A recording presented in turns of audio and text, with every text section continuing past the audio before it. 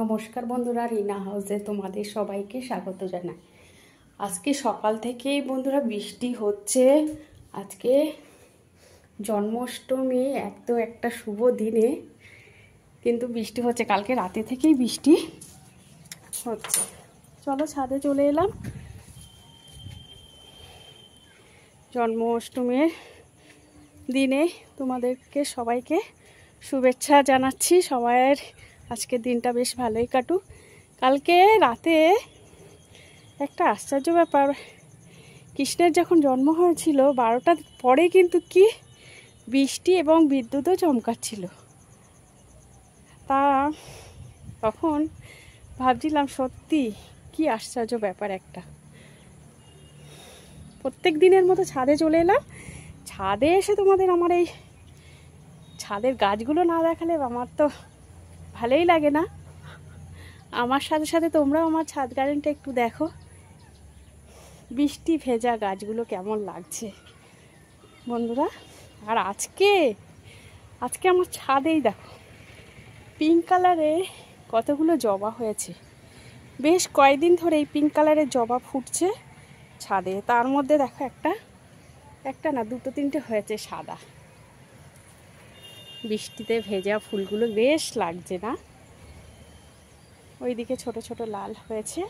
Pink কালারের জবা কিন্তু আমার অনেকগুলোই আছে, 3-4টে আছে। ওই যে ওইদিকেও একটা হয়েছে, অনেকগুলো হয়েছে নিচে। আর ক্রিম কালারের মধ্যে এই যে, আর এটা কাবুলি ফুলটা তো দারুণ লাগছে।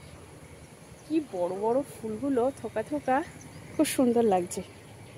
চল আজকে জন্মাষ্টমী উপলক্ষে বাড়িতে কি রান্না বান্না হচ্ছে তোমাদের সাথে শেয়ার করব বন্ধুরা।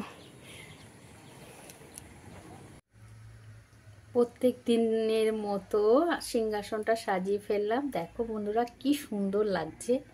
পিঙ্ক আর এই সাদা ফুলটা খুব দুর্দান্ত লাগছে।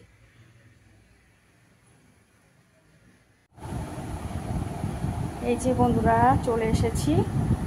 এখানে পোস্ত, চারমগজ আর কি বলে কাজু আর অল্প সামান্য জিরে ভিজিয়ে রেখেছি। এখানে আছে কাজু, কিশমিশ আর এই যে পনির। এখানে আদা, টমেটো আর কাঁচা লঙ্কা। আর এখানে আছে এটা গোবিন্দভোগ চাল। এই চালটা রাইস মিলা চালটা কিন্তু খুব ভালো। আগের দিনে এই চাল দিয়ে খিচুড়ি করেছিলাম। তোমরা কি ভাবছো আজকেও দিদিভাই কি খিচুড়ি করবে? না, আজকে এই যে আজকে একটা পনির রেসিপি হবে। আর গোবিন্দভোগ চাল দিয়ে কি হবে পোলাও।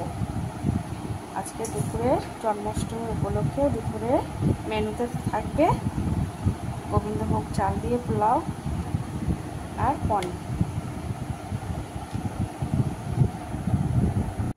এই যে চালটা বার করে নিয়েছি, দেখো চালটা কত সুন্দর বন্ধুরা। আর চালটা কিন্তু খুব সুন্দর একটা গন্ধ বেরোচ্ছে। আগের দিনে খিচুড়িটা করেছিলাম, বেশ সুন্দর হয়েছিল।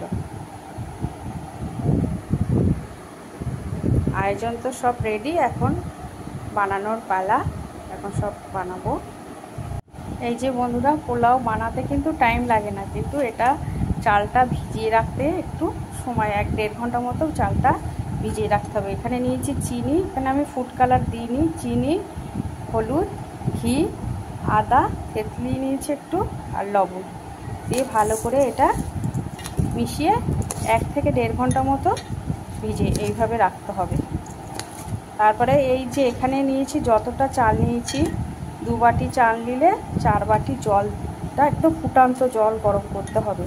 তারপরে এই যে কাজু আর কিশমিশটা ভেজে তারপর ওই কড়াইতে ঘি দিয়ে গরম মশলা ফোড়ন দিতে হবে আর তেজপাতা দিয়ে চালটা একটু নাড়াচাড়া করে দিয়ে কিন্তু ওই গরম ফুটান্ত জলটা দিয়ে গ্যাসের চুলাটা একদম আস্তে করে দিতে হবে। দেখবে খুব সুন্দর হবে। আর কিচ্ছু দেওয়ার নেই এতে। আর কাজু আর কিশমিশটা যখন ভাজার পরে ওটা যখন জল মিশাবে তখন ওইটা দিয়ে দেবে, দিয়ে ঢাকা দিয়ে গ্যাসের চুলাটা কম করে রাখতে হবে। চলো বানানোর পরে তোমাদের সাথে শেয়ার করব।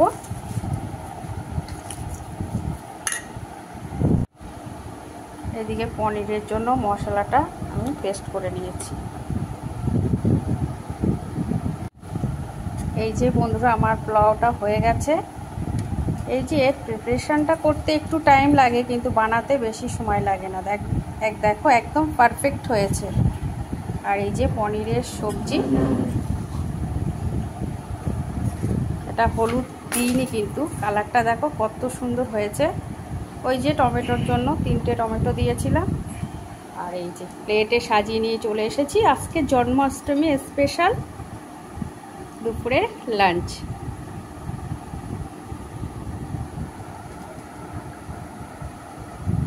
চলো তাহলে আমার এই ব্লগ ভিডিওটা এখানে শেষ করছি। তোমরা ভালো থেকো, সুস্থ থেকো।